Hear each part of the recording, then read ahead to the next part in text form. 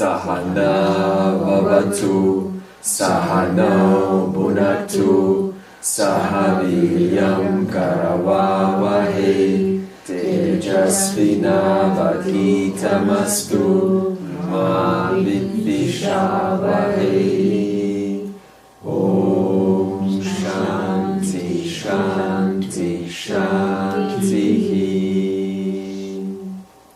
Remember that when we do 3 shantis in this class or wherever that is, it's not just a mechanical 3 times shanti. There's a reason for that. The first shanti is asking for removal or help of removal of any obstacles that are universal.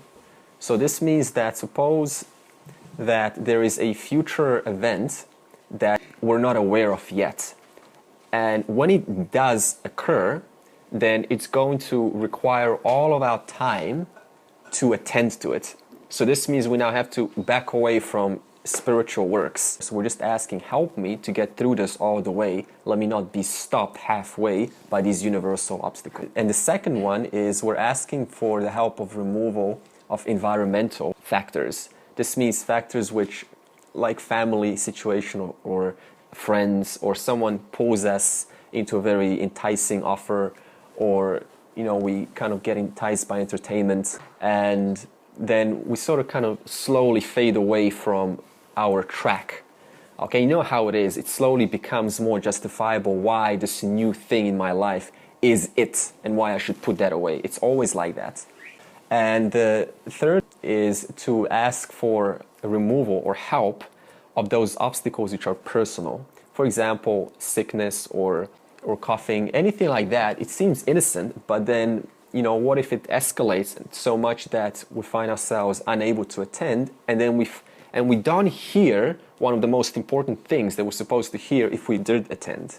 The first one was universal, and the second one was environmental, and then the third is personal. So it goes like this. We spoke about 2 types of devotion: Sakama Bhakti and Nishkama Bhakti. Okay? And Sakama Bhakti, we can draw something like a dollar sign that implies material. And we'll just draw like a little stock market increase. So this denotes I want to improve myself. I want to become better, and I want to have some position in life, be someone important. I want to contribute to the world. This is also dharma, okay? Anything that increases one's impact for the better, and that is also Sakama Bhakti. And Nishkama Bhakti, remember the second type of devotion, will draw like a sun, and the sun denotes the only one principle being the nature of the highest, that means God. So Sakama and Nishkama. Sakama has many options, because there's many things that we can have for our life. And Nishkama can only be one. So the question now is, what causes the person to go from Sakama to Nishkama? What is this converting aspect? What happens in between? Give me some ideas. What causes us to go from materialism? Detachment? Well, I mean, this is early stages. They're not thinking these words yet, remember. They're not advanced. They're just ordinary citizens. Not feeling satisfied. Okay, I like that. So unsatisfied, yep. Searching for something more. Searching for more, yeah, this searching for more. Sickness. Realizing there's nothing to be gained from. Yeah, realizing there's nothing in what you mean seeking or what I'm looking for? Realizing. Yeah, sure. Okay. So of course that's like searching for more also. But to search for more, I have to first realize that there is something more to search for. Okay. So the conversion process, mini realizations. And what is the result, the ultimate result that we can put all of these suggestions, what can we put it under? There's one big cause. And that cause is that the person starts to see the world is neither the cause of sorrow nor of happiness. That's the generalization that we can put all of these suggestions under. Okay, at the beginning, there seems to be this rebellious attitude. You know, like, I'm a rebellion. The world's over there and I'm over here. If this happens, do know this is normal. Because at the beginning, there has to be some kind of an aversion. If there is no aversion, there's no motivation to look for something higher. Okay? So this aversion may or may not be on a certain intensity. But just remember this, if this aversion continues, then that becomes a potential problem.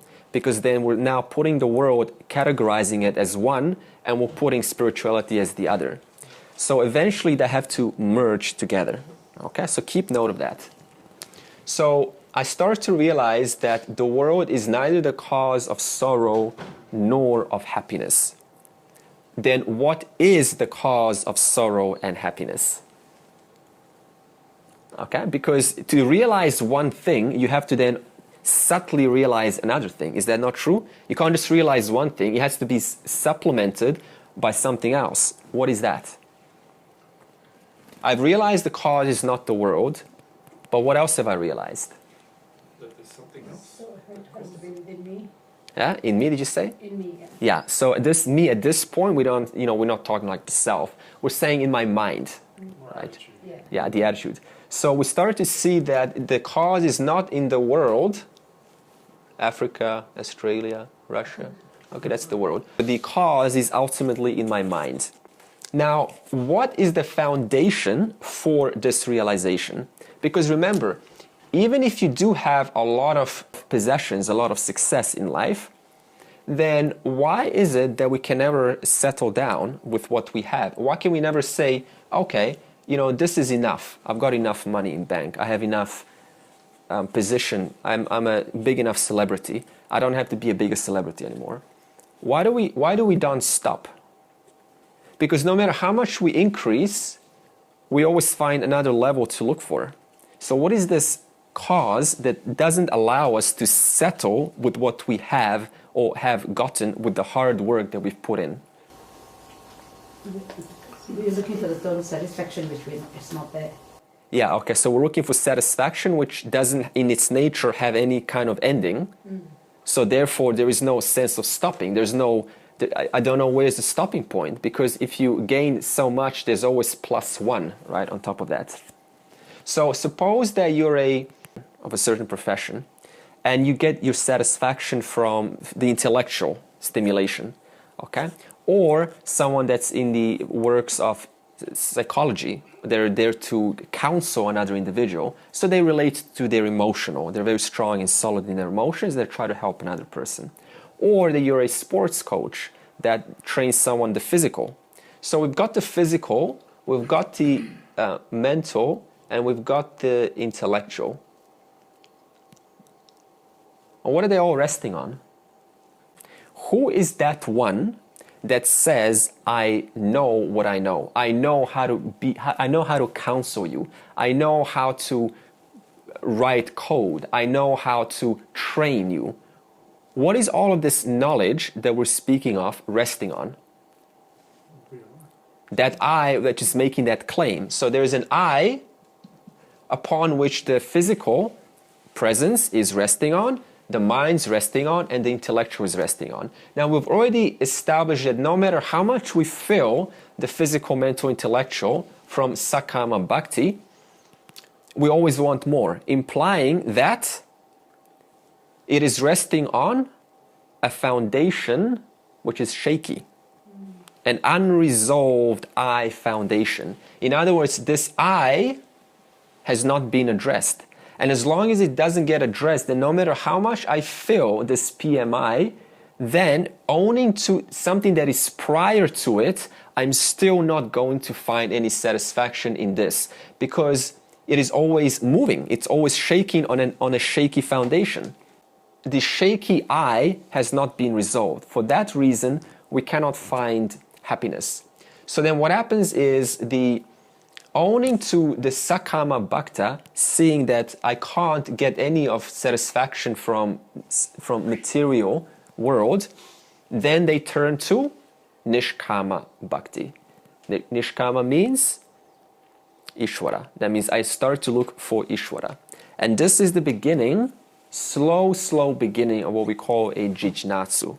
Jijnatsu is one who is only interested in seeking God, owning to the constant disappointments of sakama bhakti.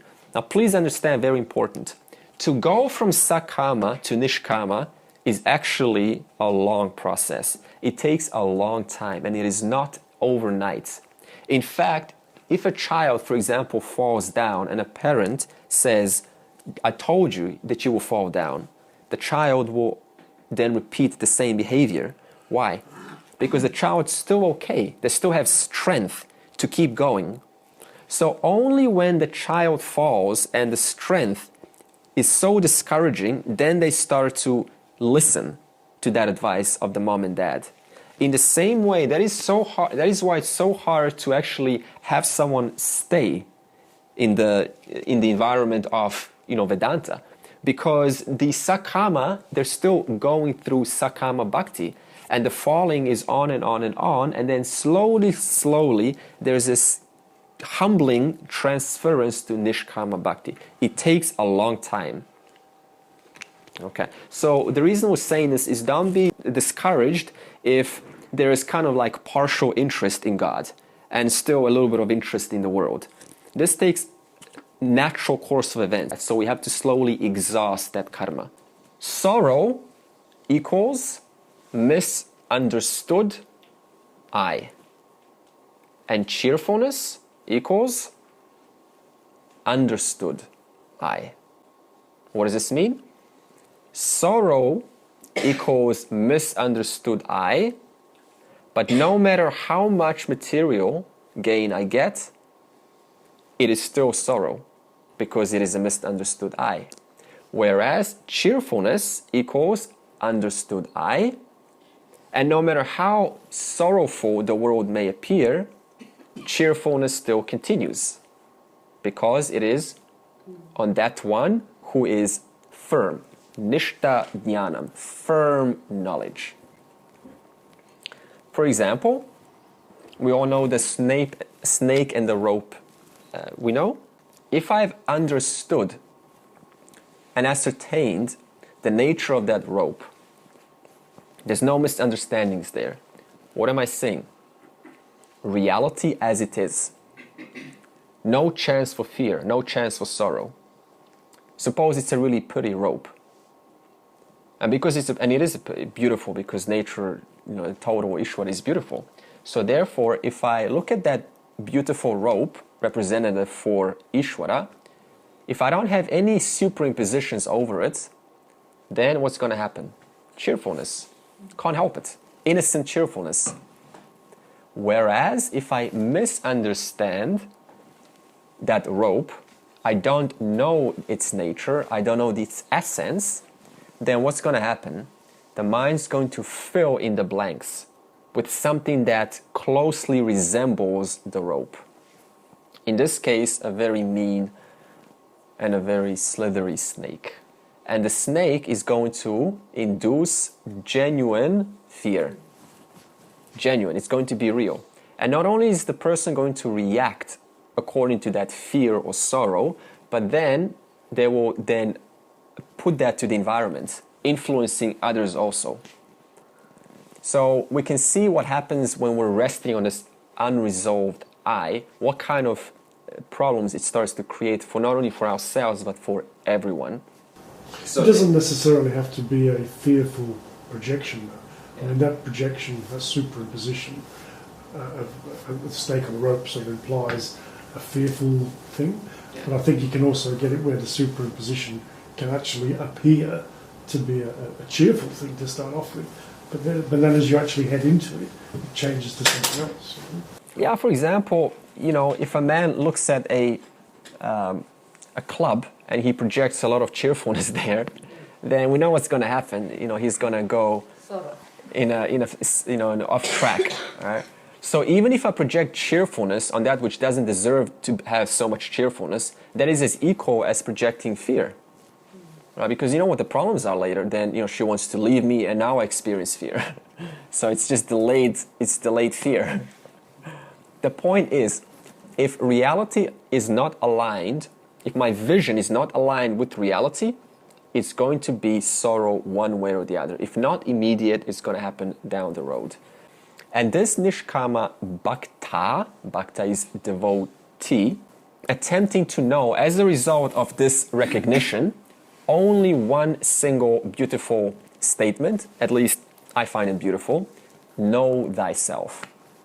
Know yourself, know this Atman. Who is the self? So then this nishkama bhakta starts to then, who am I? Right? In different ways, of course.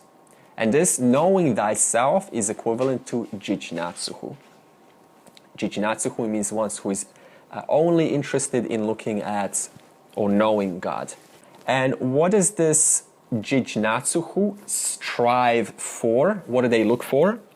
29. Jara marana mokshaya. Together. Mam ashritya yatantiye te brahma tadviduh kritsnam Adhyātman karma chakilam. So this jijnatsu bhakta question was, what do they strive for as a result of this recognition? And then Krishna says, jara marana mokshaya. They strive for moksha. Moksha is freedom. Freedom from what? Freedom from? Answer, one word? Samsara, correct. So as a result of seeing this constant disappointment and that I'm never getting exactly what I want, then I start to look less towards worldly things, not putting them down, please understand, only putting higher priority on Ishvara. And therefore I start to look for freedom. Freedom from what? Freedom from limitation, sense of limitation. That's what samsara is. It makes us feel limited. What is limited? Body, mind, intellect. Body, mind, intellect. They're always limited. So this means if you ever sense a sense of limitation in yourself, what does that mean? With one of those three personalities, either the body, the mind, or the intellect. Yeah. So the question is now, what are the two biggest frightening aspects of samsara, universal for all people, or unavoidable facts of life? Death and? Huh? Old age. Perfect. How do you know? It's good. Everyone at some level or another is afraid of these two. It's very easy to say while we're young and healthy, oh, I'm not afraid of death. But let's be honest. In those last moments, there's going to be some form of uncertainty, fear. It's like this. Okay. Did you ever go skydiving? Okay, it's probably an inappropriate question. Okay, if you ever went skydiving, I remember I went to skydiving, and me and my friends were going to the airport, and he was totally scared. But I was like, no, it's no problem. I can hardly wait. It's no problem.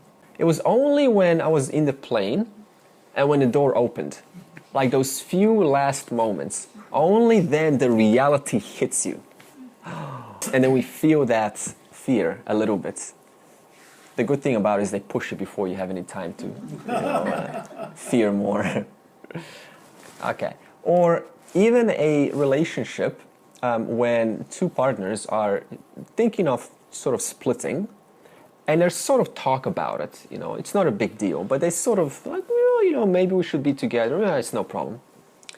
And when the reality comes close, it actually starts to happen, right? It's actually decided upon.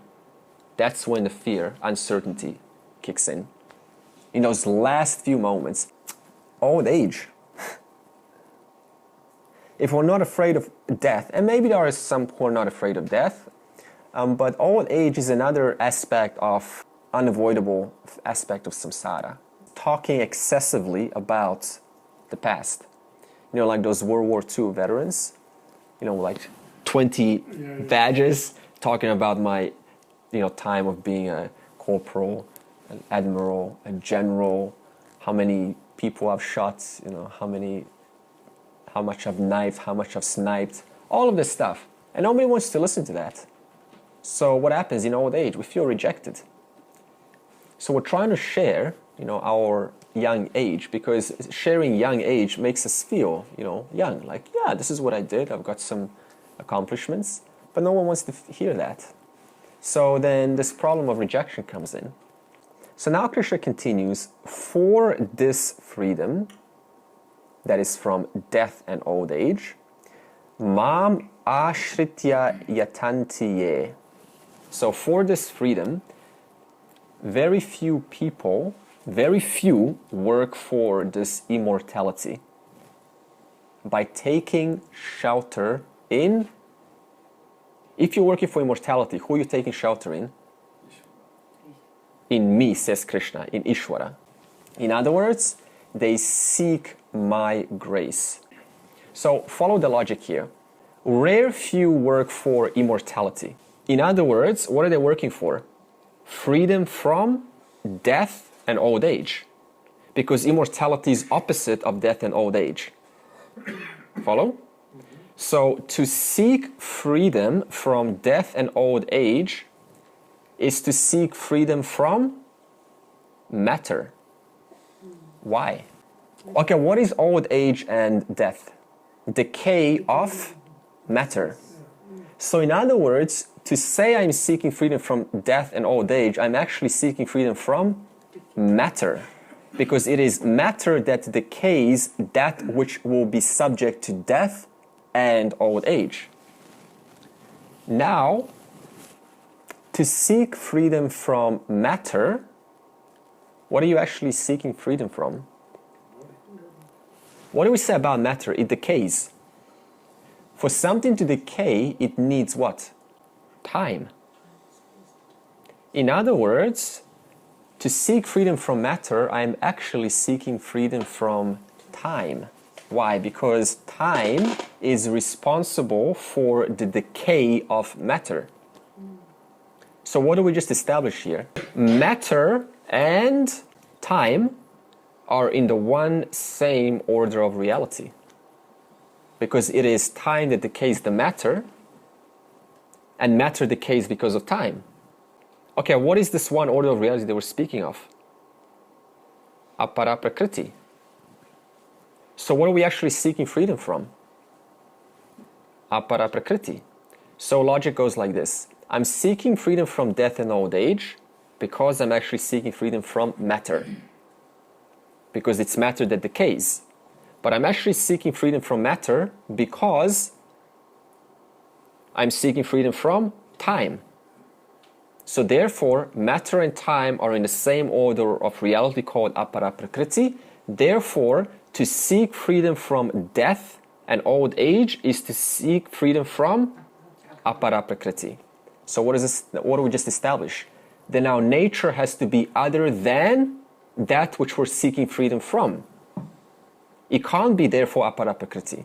Otherwise, we wouldn't be seeking freedom from apara prakriti. So we just established that your nature cannot be then matter. Krishna is communicating that rare few are seeking other than apara prakriti. Now, how many other thans are there? Huh? No, just one. Just one. Oh. Which is? Now, okay, question. Why is there only one? There's another reason for this. Many apara prakritis, one para prakriti. In other words, the many have to rest on the one for the many to be validated. Just like a movie screen, owning to the one same movie screen, I can tell the difference between many movies in the past, the present, and the future. See, we have this thread of continuity in our life. And not only that, but also to history. We have this sense of, well, there was a continuity of this world.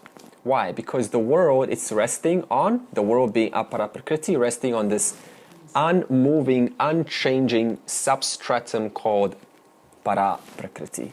Thus, it is only one. And not only is it one because of that, but also because in our own experience, we can recall as many states of waking, dreaming, and deep sleeps as you can remember. How many times have you slept? Tons. How many times have you dreamt? Tons. The fact that we can say that and confirm that implies that every one of those three states, avastatraya, sakshi, remember the tattva bodha? Avastatraya? All of those three states are resting on that one same substratum, para prakriti. So therefore, few nishkama bhaktas, that means the devotees of Ishvara, of God, over time will know fully what God is. Over time, not immediately overnight. And what is the full knowledge of God? Two aspects, para and apara prakriti. However, Krishna does not use these two words. That's why you don't see them here. Instead, he introduces three new technical words, and they are important. And he also knows that when he says these words, Arjuna is not going to know them. So what's going to happen? Curiosity is going to spark. No wonder he's doing it at the end of chapter 7, which means what? Arjuna wants to come back to chapter 8. Right? So the first word that Krishna says is Brahma. The second word is karma, and the third word is Adhyātman. So what is now Arjuna going to say immediately to Krishna? What is Brahma? What is karma? What is Adhyātman? Okay, why should Arjuna know this? Because a jnani is privileged to not only having assimilated these three words that we just called out, but also fully appreciating the depth of their meaning. Having taken refuge in me, Ishvara, those who make effort for freedom from old age and death, they know that Brahman wholly as themselves, and they also know karma in its entirety. They know Brahman wholly as themselves. That's the important part here. Now, next verse, Krishna is going to introduce three more technical words. Sadhi bhutati daivam mam, sadhi yajnam cha ye viduhu, prayana kale pichamam, te vidur yukta chetasaha. Krishna is going to introduce three more significant words, and they are Adhi bhutam, Adhi daivam, Adhyātman. Arjuna wants to know 6 words. What are they? Brahman, karma, Adhyātman, Adhibhutam, Adhidaivam, Adhyātman. So for now, just look at these 6 words to give you some principle of what they mean. There are 6 more points of views of looking at what does reality consist of. 2 principles, para, apara, prakriti. Therefore, they give us more depth, more knowledge, more understanding of the whole reality by understanding these 6 words.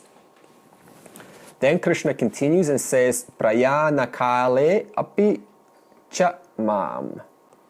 Not only are these 6 new words known to the wise person, but also the wise person remembers them at the time of death. So now Arjuna wants to know immediately one more question. The fact that Krishna said that, what's Arjuna now thinking? Then what is the significance of these words or this knowledge before death? What is the significance of Ishvara before death? What is the significance of remembering God before death? Because remember, these 6 words represent the whole reality. The whole reality equals Ishvara. Therefore, how do I actually remember God before death when in reality, the last thing that comes to a person's mind before the body is about to die is God? Why is that? I'll give you an example. Right now, how many things do you have going on in your life? it always, yeah, it always seems that any moment, every day, it seems important, right? It holds like something like, yeah, this is important. Today is as important as yesterday. Do you think this is going to change in 20, 30, 40 years? No. Because by then, our children will have grown up. They would have had some interests that we would have known about. We would have known people that we also know closer. So they would have been now on our minds even more. So imagine right now, you discovered that we're all going to die in 5 minutes. Put it this way, 5 minutes? Well, wait a minute. I got to give my bank details to my parents. I've got to, tell my wife, tell my children that I'm going. Yeah, they were all going. I've got to pay the bills. Life insurance. Well, if we're all going, why do you have to pay the bills? Yeah, but think about it this way. Suppose they follow Dharma and they do not like to shortcut or not pay someone. Suppose they made a promise to someone and now they're going to go. So what's going to happen instantly? I'm going to start thinking about that person. You see how samsara tricks us? Even in the last moment, even if I'm trying to be good, my mind goes to that which I want to sincerely address. In other words, my mind goes back to what? Apara prakriti, therefore next birth, back into the world. That's what I mean by the importance of knowing how to die and the kind of thoughts that we need before death. Krishna then asks, who are those who remember me before death? And he says, yukta chetasaha, those of the disciplined mind. Nishkama bhaktas. Think about it. We started today with this. If at some point in your life you went from this to that, then it is likely we will stick with Nishkama Bhakti. So this means when death comes, I don't have to worry about my mind going back into worldly things. Because I've been habituated, I've been trained through my own power, through my own repetition, to think of nothing but abiding in the self or thinking of God. Simple power of repetition causes us to abide in that which we have constantly repeated as our sadhana. So that's why it says one of disciplined mind or nishkama bhakta. It is very, very hard to think about God when the person has been cherishing most of their life sakama bhakti, worldly objects. Even if they were sincere, like saving the world, they're thinking, oh, I wish I could have done more. But the point is, I'm still thinking about samsara, I'm thinking about mithya. Brahman is the only reality. Thus ends the 7th chapter called Jnana Vijnana Yoga, having the topic of direct and indirect knowledge, which is in the form of a dialogue between Shri Krishna and Arjuna, which is the essence of the Upanishads, whose subject matter is both the knowledge of Brahman and yoga. Summary of the whole Gita up to chapter 12. Chapter 2 to 6 deals with 3 topics. The first is Jiva Svarupam. That means what is the essence and the nature of the individual. And we have established that the nature of the individual is neither the perishable body, not that. The body that's listening, it's not that. Neither is it the changing mind. The mind that's listening, it's not that either. What's the nature of the individual? Changeless consciousness, Atman. The consciousness because of which that mind of yours is now awared by these thoughts, by these experiences in this room. So this changeless consciousness is one and the same for every single individual. You don't have a separate consciousness and mine's different. Just like the screen, remember? One screen, many characters, all pervaded by what? The one same screen. Past, present, and the future. Not just right now, in this age, but also in the eternal past, endless, non-stop future, but also in the present. One same consciousness that you are. The second topic, which chapter 2 to 6 talks about, is Jiva Prayatanam. This means the role of individual efforts. What role do you play as a person in having individual effort, in having a sense of I can do something with my own effort, with my own mind? Krishna warns us actually the pitfall of falling into a fatalistic approach of life. Fatalistic means I think that everything is already predestined. We are all puppets. We have no control. Everything is already pre-programmed. We all came here with our karma, and we're just playing back a script which has already been written by some god, and we're all just like, have to take the hit of life for everything that happens. This has to be released as soon as possible. He says that never take this empowering view of life. As soon as it starts, this especially starts when nothing is working in life. When everything is working in life, I don't even think about free will. I don't even think about, how everything's predestined. I only think about that when things are not turning out as I want them to be. Krishna says, take charge of your life. Take charge. Focus and take charge, because that is a human prerogative, privilege. You cannot say, no, Ishvara has placed a date on the 25th of August, I'm going to suddenly change from meat eating to vegetarian. It doesn't work. This is wrong thinking.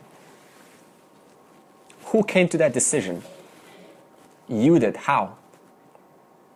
By certain conclusions on the basis of what I am trying to achieve. Nobody forced me to. So therefore, Jiva indeed plays a role in his or her life. This is your privilege as a human being. You can come or you don't have to come. That is up to you. But remember this, whatever decision you take, there are consequences. So we ask ourselves, is the decision that I'm taking going to lead to positive consequences, which I will gladly say in 1 year, I am so lucky, thank you? Or is it going to lead to consequences in 1 year, which I would then look back in my life 1 year before and say, I wish I'd changed my mind. I wish I went to a different way. Think about that. So therefore, the decisions you're taking now, in 1 year, are they going to give you consequences that you would then look back and say, I am so grateful for having imposed that action? If not, adjust the action. And the third topic that Krishna talks about is karma yoga. So this is a very important spiritual sadhana, because it brings God into our life, even in the most mundane actions. At work, on the road, cleaning. So it's a very important sadhana. I'll tell you why. Because here's what happens.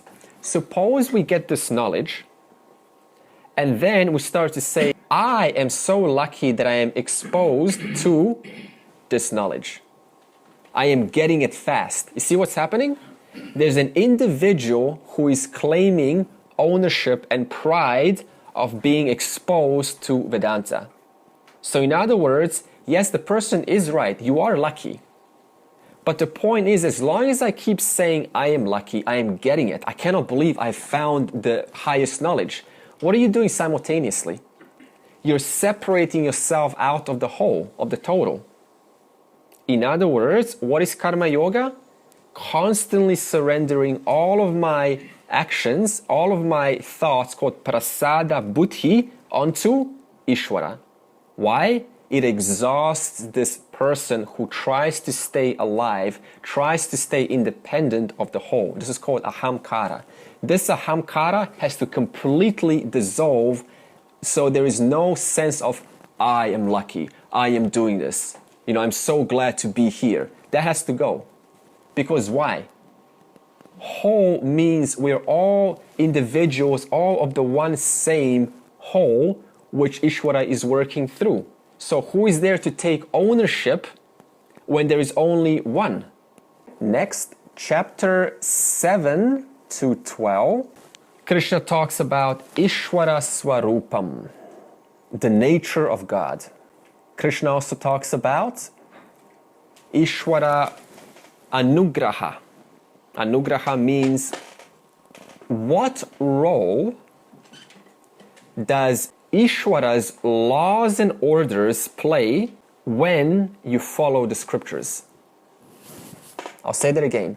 What role does God play, or God's laws and orders play, when you follow the scriptures? What are scriptures?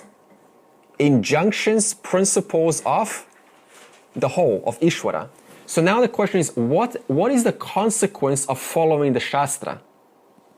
In other words, what is Shastra doing? Telling us how to live in harmony with the whole, because Ishvara is the whole. So therefore, if I follow the Shastra, then I'm privileged to certain results. Those results is what we call Ishvara's grace, God's grace. So therefore, how do we get God's grace? By following that work, which when followed, I am in harmony, in alignment with the whole.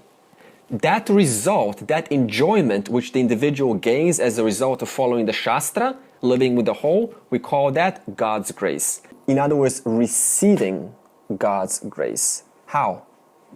Through bhakti, through devotion. Person becomes what they think about most of the time. I'll change that. Mind becomes what it thinks about most of the time. In other words, if the mind's constantly thinking its focus is on God, on Ishvara, what's the person going to become? That which the mind is focused on. In other words, this is what we call merging with Ishvara, where the I dissolves. So therefore, train the mind to think of, devote to Ishvara as often as possible. And the third topic between chapters 7 and 12 is Ishvara Dhyanam, meditating on Ishvara, on God, on Bhagavan.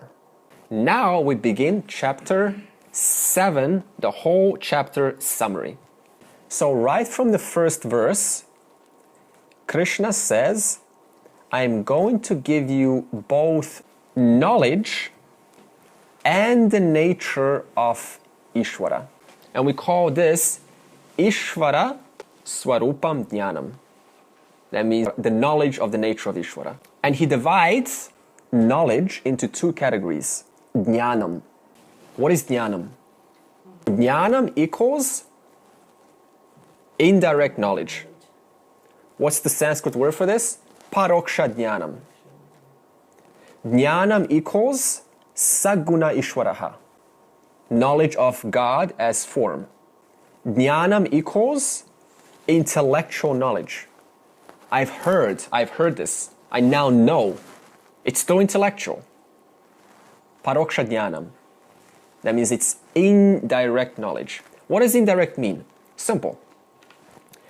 If you're knowing about Rama, for example, who are you actually knowing about? Ishvara.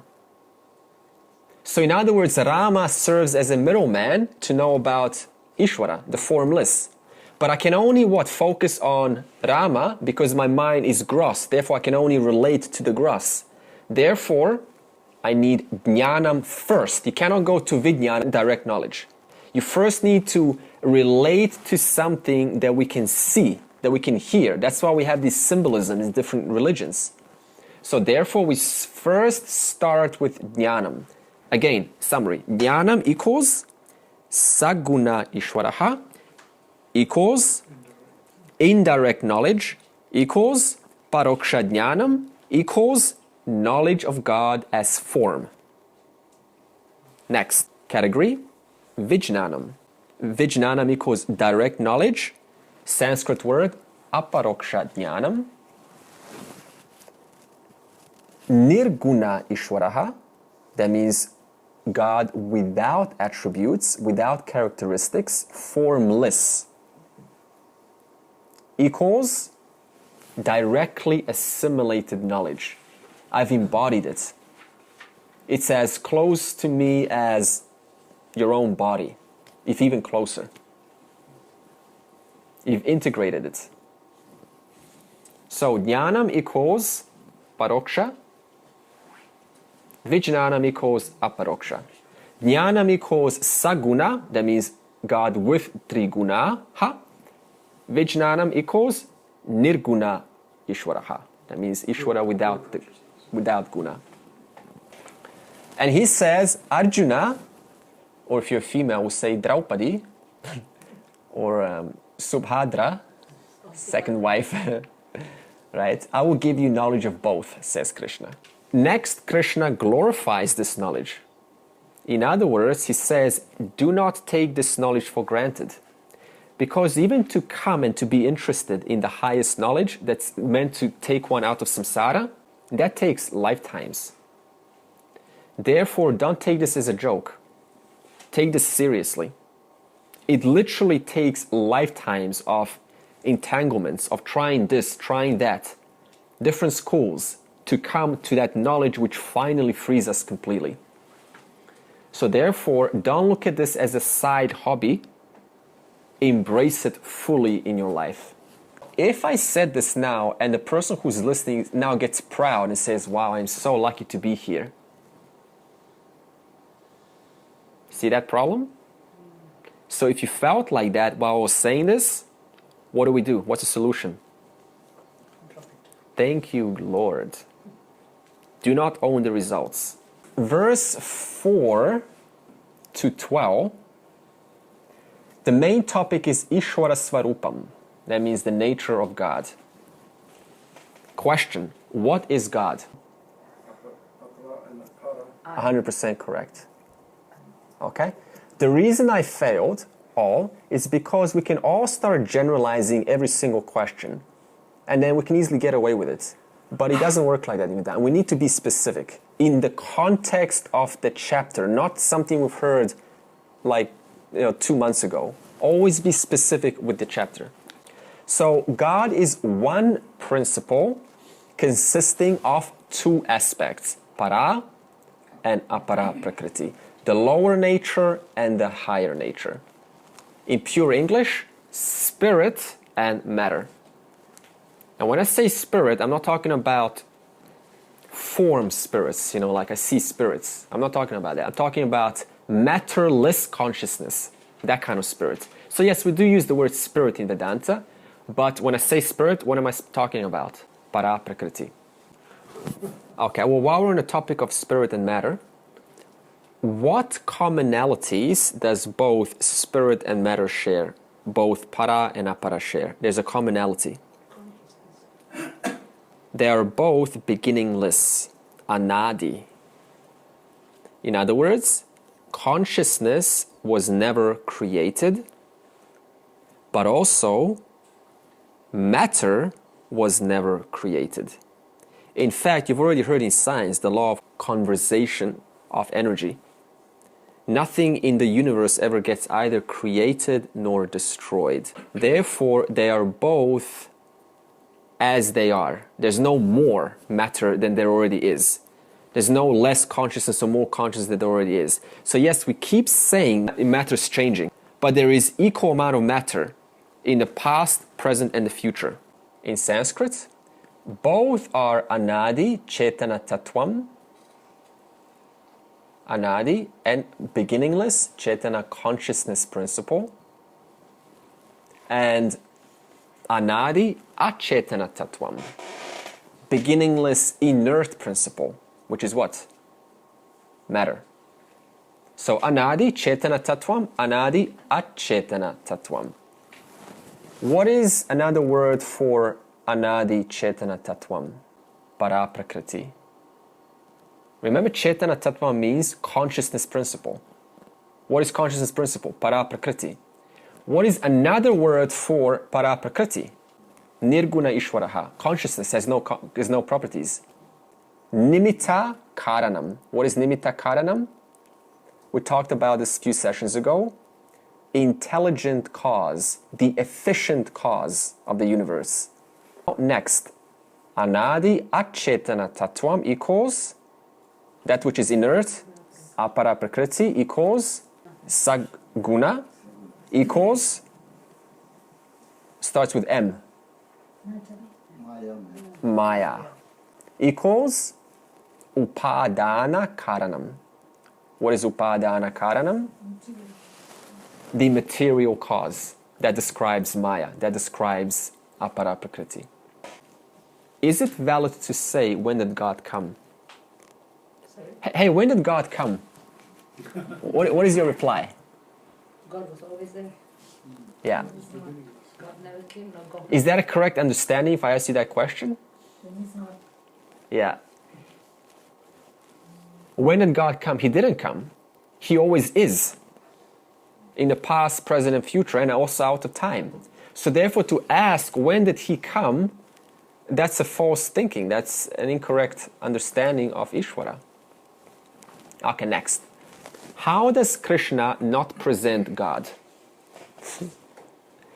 Answer: he does not present him, capital him, as a creator who is creating and dumping. Now, how does Krishna present God? Answer: Ishwaraha Jagat Upadana Karanam. So therefore, Ishvara is the cause of the material world. So what was the question? How does Krishna present God? That one who is the cause of the material world. Maya also, because Ishvara includes Maya. That is the lower aspect of it. Ishvara evolves into the world as the world without Ishvara undergoing any changes. Because now you're going to say, okay, so what is there's evil in this world? Does that mean that God has now evolved into evil? No. So Ishvara evolves as the world into the world without Ishvara undergoing any changes at all. So therefore, God is the cause, and what is the effect? The Jagat is the effect. This world that we're in, that we're sitting, the carpet you're sitting, the chairs, the pen we're writing, all of this is the effect. Everything we see is the effect of this cause. Is there any separation between cause and effect? So therefore, there is no separation between the world we live in, the world we talk about, the world that we put down, the world that we insult, the world that we judge, and God. Who are we actually judging? Who are we insulting? The cause of the world, God. So now this starts to make us think, am I looking the world as something apart from God, or am I aware that I'm only ever talking about Ishvara? So therefore, if we properly assimilate this knowledge, what should happen is you should have a direct attitudinal change from the world is there to be exploited, to be used for my ends, to the world is indeed divinity itself. Therefore, another name for God is what? The world. God and world are one. So, I'm going to make a statement. The world is God in different configuration. So you're going to ask, what does different configuration mean? Example, what is the cause of ornaments? Yeah, gold ornaments. Yeah, so gold is one substance. And ornaments are many forms. And why do they get to enjoy their name and their form? Why do they get to have the privilege of saying, I am a bangle, I am a ring, I am a necklace, I'm better than you? Why are all ornaments enjoying that privilege of having a sense of existence and talking about their features? Why? Because of the one same gold. So in other words, there is no such thing as ornament substance. ornament is only what? A reflection of the one same gold. Therefore, if I think negatively about you or something or someone, I'm actually only thinking about myself in that same way, because everything is of the one same substance. And is the ornament, again, separate from the gold? Never. Whenever I'm talking about an ornament, what am I talking about? Gold. The gold. You are also an ornament of what? Of the same gold. I'm also of that same gold. So I'm only talking to myself. That's all we're ever doing. So this starts now to modify our language with close partners, with close family, with how we think about others, because it all comes back to you. See, this is what I mean by work. It's not just about hearing this knowledge and going, oh, this is, that's it, I'm finished.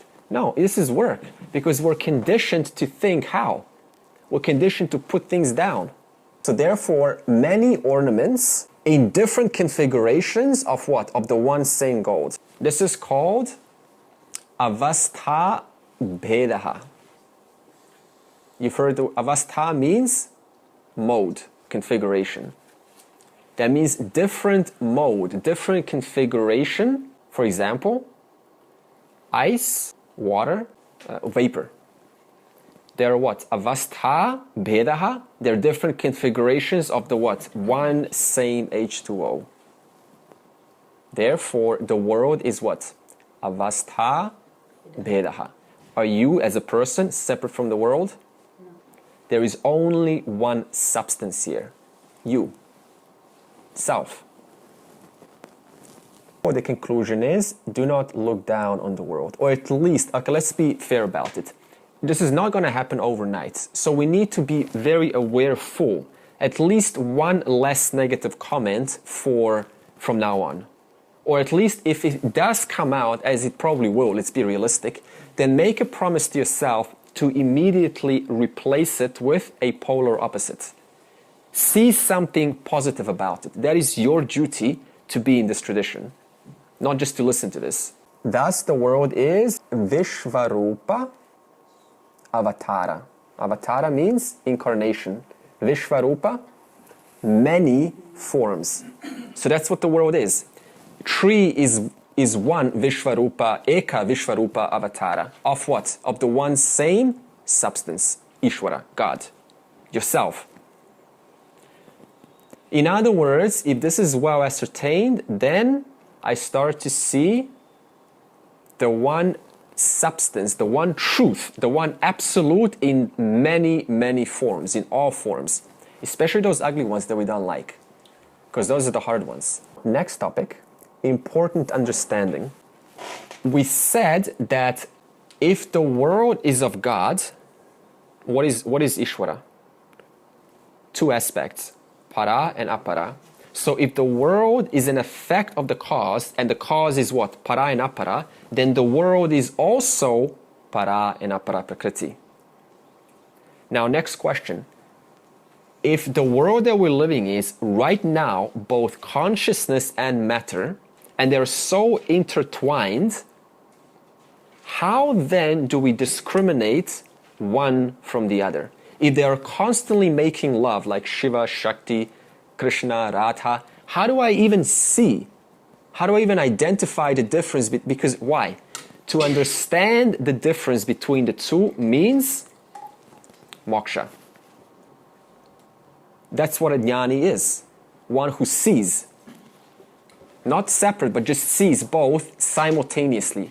I know what is consciousness myself, but amidst that I also know unceasingly what is matter. And I know them as one, as myself. So therefore the question poses an inquiry between satyam and mithya. We have done tattva vivekaha, atman satyam, tadanyat sarvam mithya iti. Remember? So in other words, what is the distinction between, how do you distinct reality? How do you do viveka? Atman satyam. That means Atman is the truth. Tadanyat sarva mithya iti. Everything else than that truth is mithya, unreal. Unreal means that which can be falsified. And then he asks the question, Atma kaha sthula sukshma karana sharira vyaktiriktaha. In other words, what is mithya? What is other than the truth? Gross body, subtle body, causal body. Panchakosha tita san. In other words, I am beyond the 5 sheets. Avasthatraya sakshi. I am that sakshi of the 3 states. Waking, dreaming, deep sleep. Satchidananda swarupa san. In other words, the nature of this Atman is described as Satchidananda. I did not say Atman equals Satchidananda. I said Satchidananda describes the nature of Atman. And what is the nature of Atman? What is Satchidananda? Self-evident, aware, full existence. That existence which is self-aware of itself as what? Fullness. Self-evident, aware, full existence. Are you self-evident to yourself? Yeah. Do you exist? Just the fact that you say you exist means what? Your nature is Satchidananda. Does anyone have any doubts they exist? If you have a doubt, then you're contradicting yourself, because to be doubting, I still have to exist to know that I'm doubting.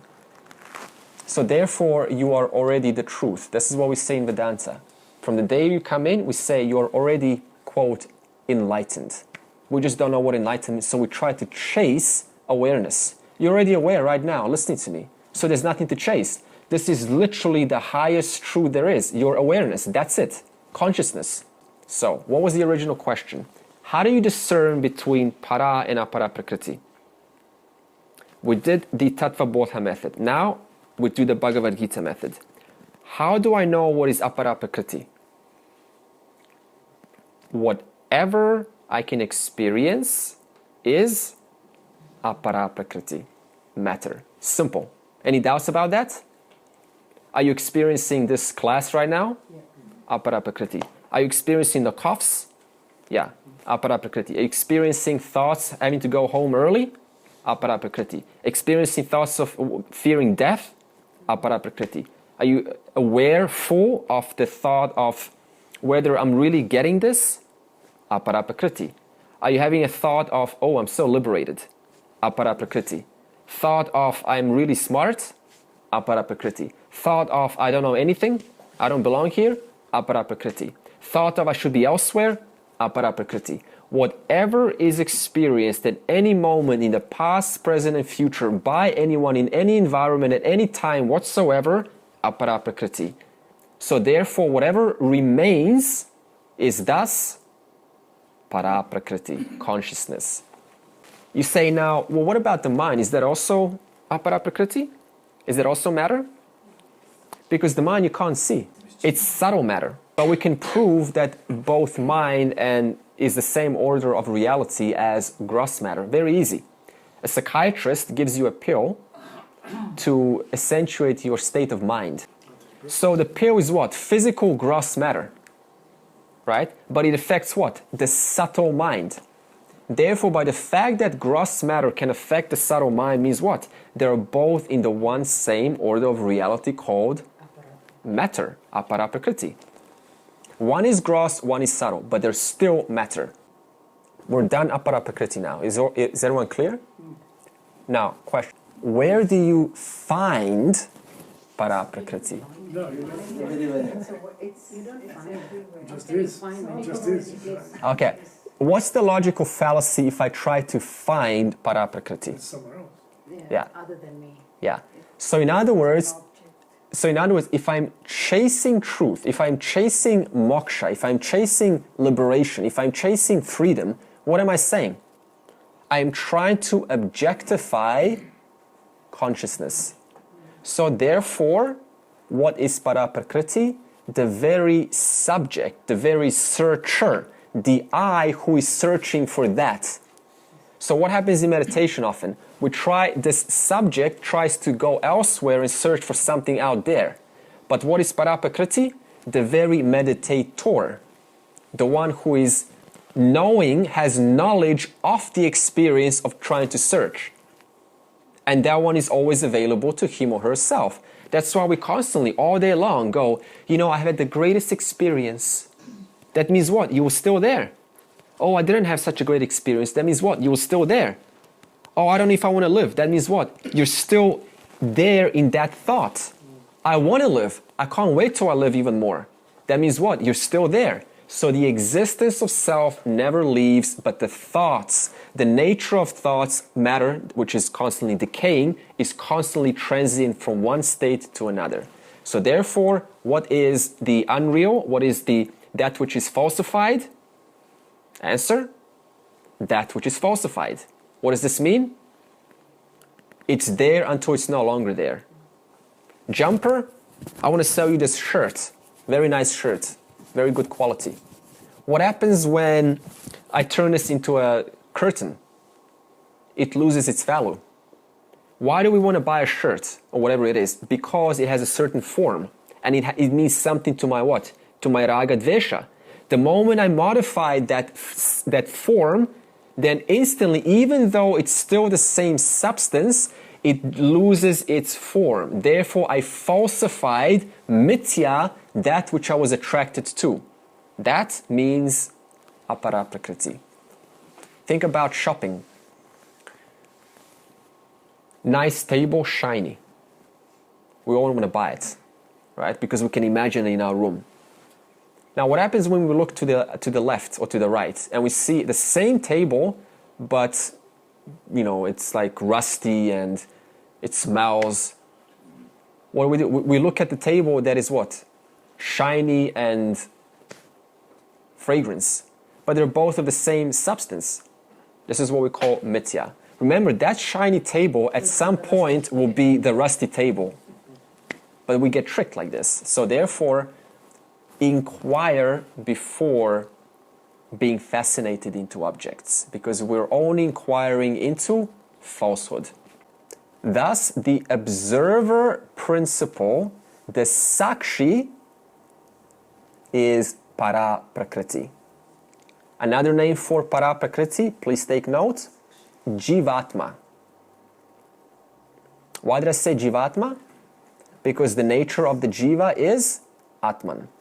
The essence of the jiva is atman. Just like if I say sugar is sweet, this will be equivalent to sugar sweet. So in other words, that which makes sugar sugar is sweetness.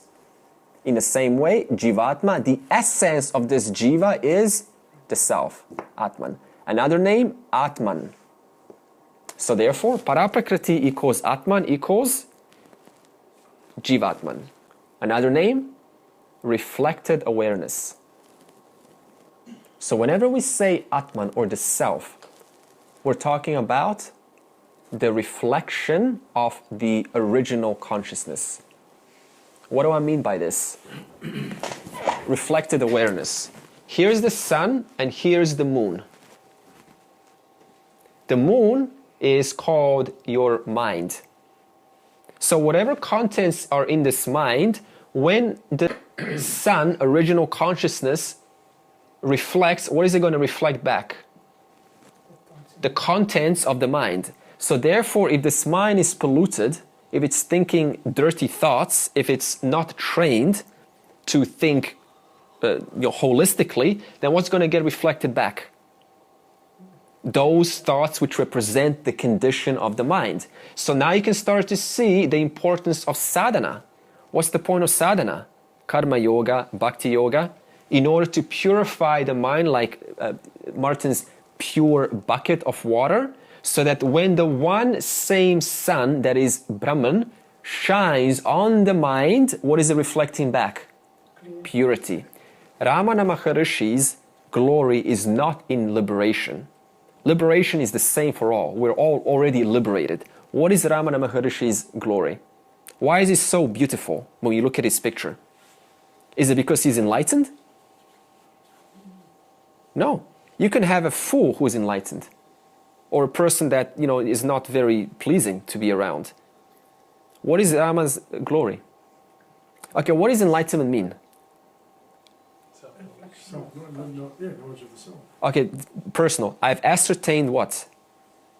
The difference between tattva videka, para apara, satya mithya. So what? If you can know that, but what? Are you a pleasant person? So in other words, Ramana's glory is not moksha, it is what? Purity of the mind. Remember, once he had that experience at 16 years old, he didn't go back to school, cricket. He went straight to the cave. 10 years. Did what? Nirvikalpa Samadhi. Absorbed. Working on his mind. Purifying his mind. So when people look at him and go, wow, that's because he's enlightened. No, that's because the man has worked purifying his mind for years. So therefore, the glory, the beauty, the work comes in purifying the mind. That's where the work comes. That's what separates the one who is, they both have knowledge, but one is just beautiful. You feel peaceful around them. It's all in the mind. How purified is the mind? Okay, I said the question was, what is the contextual difference between Brahman and Paraprakriti? Why did I say contextual? Implying? Theoretical. Yeah, okay. That means there's no actual real difference, but there is a difference in the terms of context, which is what we've just been talking about. So here's the answer. The consciousness before creation, we call that Brahman. There's no creation, Brahman. Another name, Paramatma. I did not say Atma, I say Paramatma. Another word, Paramartika. Now, when creation comes, okay, that means physical matter comes, that same consciousness that I just spoke of, that takes a new name.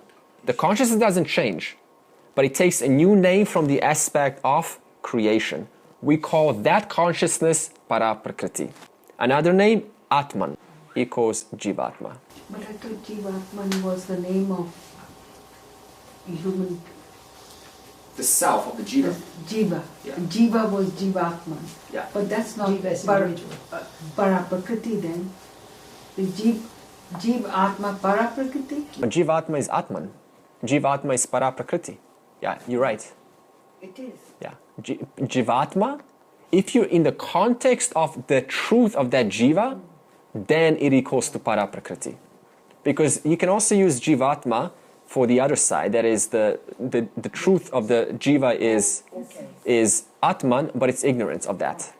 In this case, the truth of that Jiva is Atman, the self, which is Paraprakriti. So can awareness only be aware of itself after creation? Okay, if that's the case, then how could it create? That's what I'm wondering. Yeah, it is always aware. That's why the definition is Satchit Ananda. This means this chit, this awareness. That means it's self-evidently aware to itself. It's fully aware of itself. Even before creation. It always is in its original. See, here's that. If I say before and after, that immediately negates the term of changeless. So therefore, there is no manifestation or unmanifestation for Satchidananda. As soon as I say Brahman is unmanifest, what's the problem with that? It implies it is also manifest. But that is not describing Brahman. That is describing its power, inherent power called Maya. Therefore, Maya gains manifest, unmanifest, but Brahman remains as it is. You cannot define anything onto Brahman. The only definition we have is Satchidananda. It is existence. It exists. It is. Even now, it is as this, yourself. It is aware, known as the amness, I am. And it is limitless, Ananda. That means there's no limitations. What does Ananda mean? Limitless. It is not two. If I have two, is it still limitless? No. No. As soon as you introduce another, then this Ananda is not applicable. Therefore, because now it's competing against something else. That means what? Which one's right? Is it this one or is it this one? Therefore, they're both now limiting each other. 13 to 19 changes topic. Samsara cause and samsara removal. What's samsara karanam? What's the cause of samsara? And how do you remove that samsara? Pariharaha, that means removal. And then Krishna introduces by posing the question, what causes human misery? Anxiety, fear, worry, concern. Do you remember the answer? Ignorance of what? Self. Of itself. So this means ignorance of para prakriti. Therefore it is what? Only focused on that which decays, on apara prakriti. Therefore Krishna says the cause of every person's suffering, past, present and future, is fascination in apara prakriti. All of our lives were all about objects, money, fame, status, friends, company, being someone. That's all we do. Because of that, we suffer. What are we all looking for? Security and happiness. So we're looking security and happiness in what? What has no inherent, changeless security and happiness. It is changing. It is only for a short while that I get that security and happiness, but as soon as it goes, what do I think? I missed it. So therefore I go and try to get it back. Therefore I suffer. So the whole life becomes about two principles. Yoga, acquisition, and kshema, maintenance. I acquire, I maintain. Also, one more point about apara prakriti. Nothing in the world is 100% perfect. Even gold is 99.99999% perfect. It is never 100%. What is samsara? Trying to find perfection in what? Imperfect things. In imperfect things.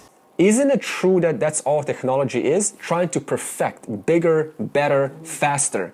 Trying to what? Come closer to this idea of perfection. Therefore, innovation doesn't stop. It knows no ending. Because I'm looking for perfection in apara prakriti, which is never perfect. Therefore, I do not know when to stop. I do not know when to stop looking for more beauty. There's always more beauty to be perfect.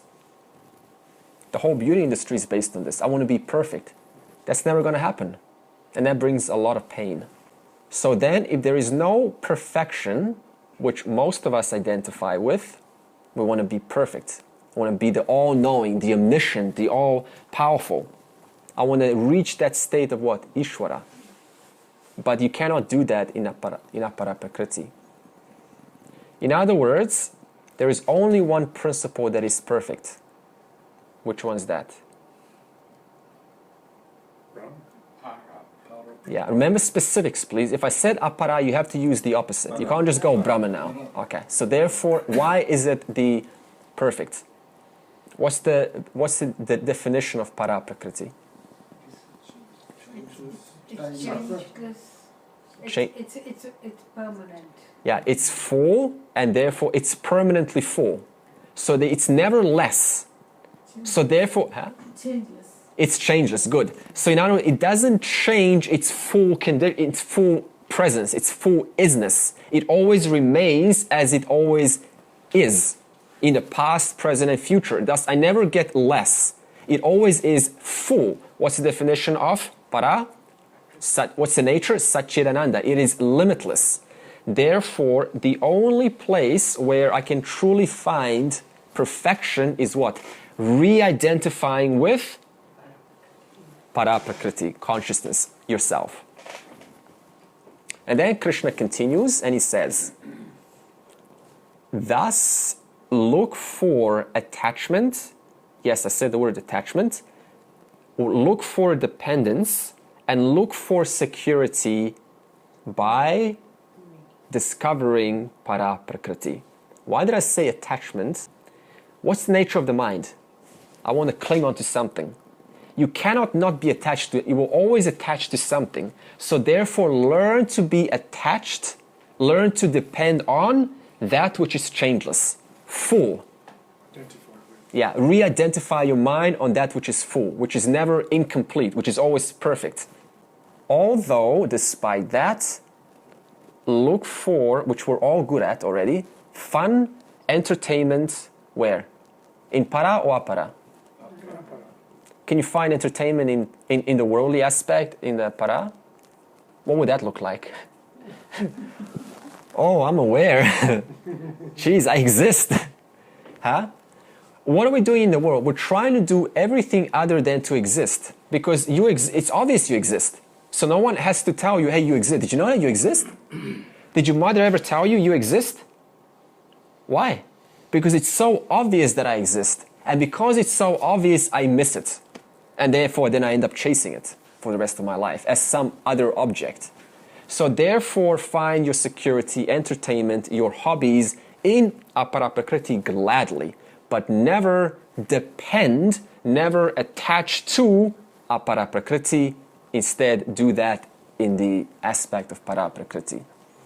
So therefore, there is no need to reject. There is no need to renounce the world. We have a beautiful example. It's not mine, it's Paramarthananda's. You have a chair, and it's a really pretty chair, and it's made out of cardboard. So what do you do with this chair? You can keep it in your corner, decorate the house. You can talk about it, you can enjoy it. You can give it as a gift to friends. So do whatever you want with this cardboard pretty chair, except one thing. What is that? Don't sit on it. In other words, enjoy apara prakriti as much as you wish, but never sit on that whose nature is other than strong, other than permanent, other than solid. Only sit on that which is permanent. That means you don't have to throw the chair out. We don't have to renounce the chair. We don't have to renounce the world. Only know the difference and how to tackle them. Okay, next. What is the remedy for samsara? Answers? Knowledge. Excellent. What else? Devotion. Karma yoga. Actually, you just gave me the perfect answers. Okay. Surrender to the Lord. Even better. So all of these words are actually now included in the answer. I said, what is the remedy for samsara removal? And then Krishna says, surrender unto me. How? By means of bhakti. Bring it together. Surrender unto me by means of bhakti. This is mentioned in verse 14. Now, an objection is going to come up. What did I just say? How to get out of samsara? Krishna answers, surrender unto me. How? Through bhakti. Is this going to bring up a doubt? It should. Chapter 4, verse 33, and a few more verses, state, Jnanam is the only way to end samsara. Not one of the ways, the only way. So now, how can you say that the way to end samsara is through bhakti when it's pretty clear that the only way to end samsara is by removal of samsara through jnanam? How do you reconcile that? You can't have bhakti without jnana. And you need bhakti as a way of sustaining the jnana. Well, you need to be devoted Huh? to practice the knowledge. Good. Okay, good. So that's going to bring us to the next topic. So when we say the word bhakti, understand this. Bhakti yoga is not one single sadhana. It is a series of sadhanas. It's a range of sadhanas. So in other words, when I perform the range or series of sadhanas, it all culminates to where? Jnanam. When I've performed bhakti, purified my mind through karma yoga, and so on, then it all comes to that point where I actually now want to start discovering what is it that I am devoting to. This is a natural progress of life for everyone. Once you've devoted enough, curiosity sparks. I want to know deeper. Why? Because you've already fallen in love with that which I'm devoting to. And isn't it not true when you fall in love, you want to get to know it? Right? When we fall in love with each other, then what do? We talk, we want to know, like, I want to know your life. Tell me more. Natural progress. So therefore, Krishna resolves this by saying, bhakti indeed is the answer to removal of samsara in the aspect of bhakti culminating, leading to jnanam. In that aspect, it is definitely the answer to remove samsara. Because with ignorance, you could have superficial or false bhakti, which wouldn't remove samsara. Yeah. True. Then you could have, what is that bhakti called? Two bhaktis you had mentioned? Sakama Sakama bhakti and Nishkama Yeah. bhakti. Good. They're So both then you bhaktis. suffer Yeah. into the Sakama bhakti Yeah. trap. Oh. Have the knowledge. Okay, but There's one more aspect to this. What is Sakama Bhakti? Dharma, Artha, Kama. In other words, I am still worshipping, God's still on my mind. Remember the three bhaktas, Artha, Artharthi, Jijnatsu? In other words, I think of God in the Artha stage when problems come. I'm still thinking of God. At least it's better than not thinking of God at all. Artharthi, I'm thinking as a form of business transaction. That means it's a lot better than once in a while. But I'm still thinking of God. Jijnatsu, all the time. That's as good as Nishkama Bhakti. So therefore, Sakama Bhakti is incomplete without it naturally leading to Nishkama Bhakti. Sakama is a precursor to Nishkama. We never jump into Nishkama first. We all start from Sakama Bhakti. Therefore, they're both needed to arrive to Nishkama Bhakti, to arrive to full assimilation of jnanam, to arrive to moksha, and then through nididhyasanam. So when we're talking about this bhakti that we sang, Yeah. the three ways to get moksha, we're talking about bhakti, then we should be talking about Nishkama Bhakti. Indeed. At this stage, Nishkama Bhakti. Isn't it? Yeah. Yes. At this stage, only Jijnatsu and Nishkama Bhakti. Yeah. Krishna also reminds us very beautifully that this is a long-term process. So don't think this is an overnight process going from Sakama to Nishkama. We already established that at the beginning. So be patient. Someone said infinite patience is the best way to get through this, this world. Just have patience with yourself. So that means don't expect results overnight. Okay, then between verse 20 to 26, the topic will now ask, what are the two types of bhakti? The answer will be Sakama Bhakti and Nishkama Bhakti. So now we define, what is Sakama Bhakti? Worshipping things for material benefit. Worshipping God for material benefit. In other words, I worship Dharma, I worship Artha, I worship Kama. I'm still worshipping, but it's worship for whom? Me, as a person, the ahamkara. In the Katha Upanishad, we call this preyaha. Preyaha, we said, anything that is easy to obtain, material, anything that's easy to create, anything that brings instant satisfaction, enjoyment, that's preyaha. Very easy to do, doesn't require any intellect, it just offers, yes, and it stimulates the senses, very easy to enjoy. And then Krishna talks about the bright side of Sakama Bhakti. He says, it is not papam, it is not sinful, it is not evil.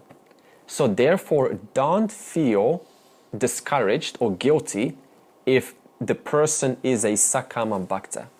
A very simple reason, I have no choice. If I want material, then if you tell me don't, then I'm going to have conflict in myself. So this means I have to keep getting to exhaust that karma. There's no way through it. So there is a certain aspect to being okay if the person is still seeking Sakama Bhakta. You cannot stop a child from hitting the sister. They're going to hit the sister, but they're going to learn slowly. So therefore, be patient once again. So I said Sakama is not sinful. There is a condition. It has to be done or backed by what? Dharma. It has to be backed by ahimsa, non-injury. So this means if I try to use Lord to hurt someone, that's not going to work. And also one more condition is, this is why sometimes we can pray and nothing comes. Do you know why that is?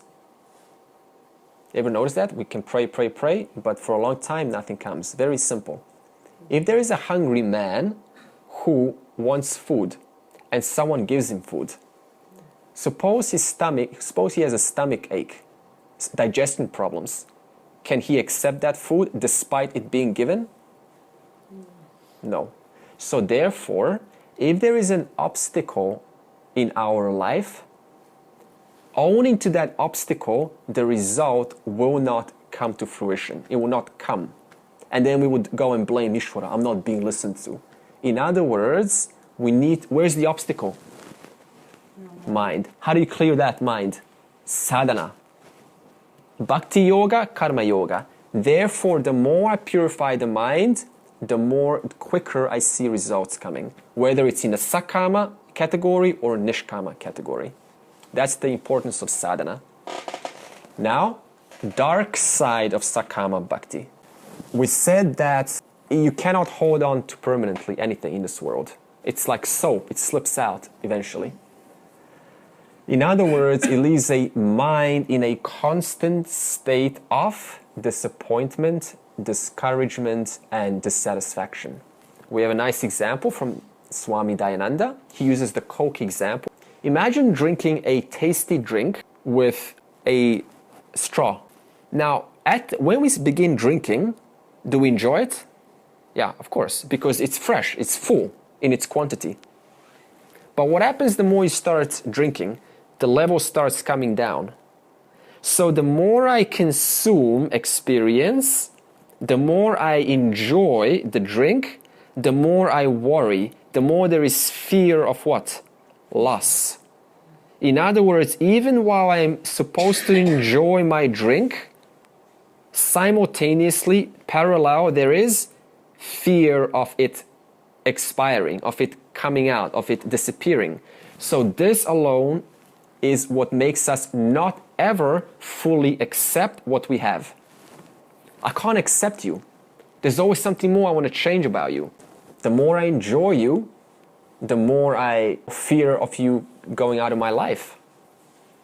Because I'm so dependent on that experience. This is the dark side of sakama bhakti, of worshipping material things.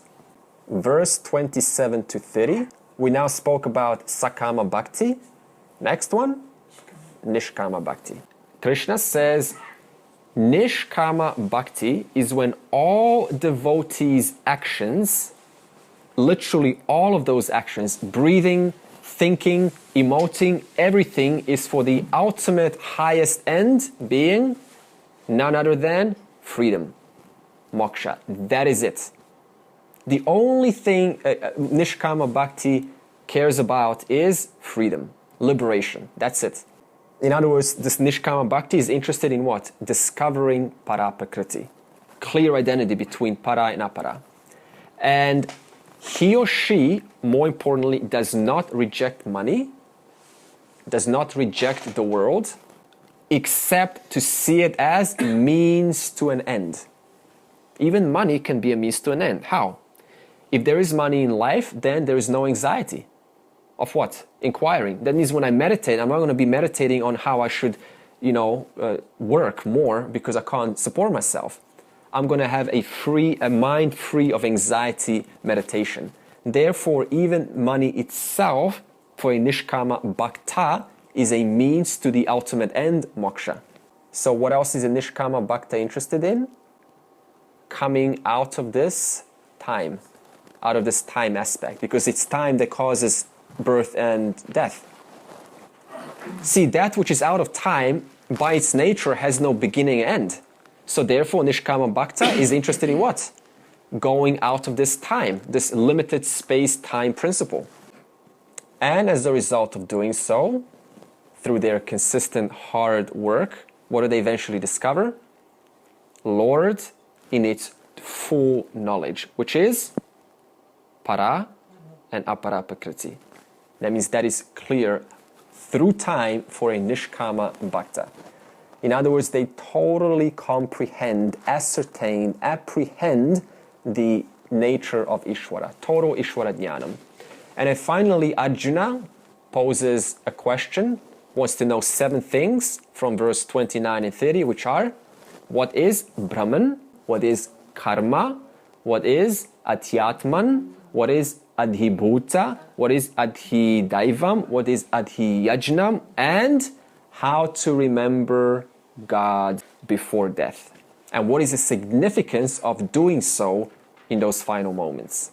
And therefore, chapter 7 concludes Jnanam Vijnanam Yogaha, that is the topic of indirect and direct knowledge, and the total knowledge of Ishvara, which is Para and Apara Prakriti.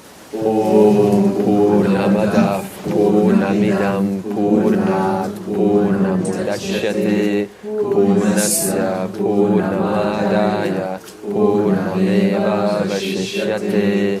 Om Shanti Shanti Shanti.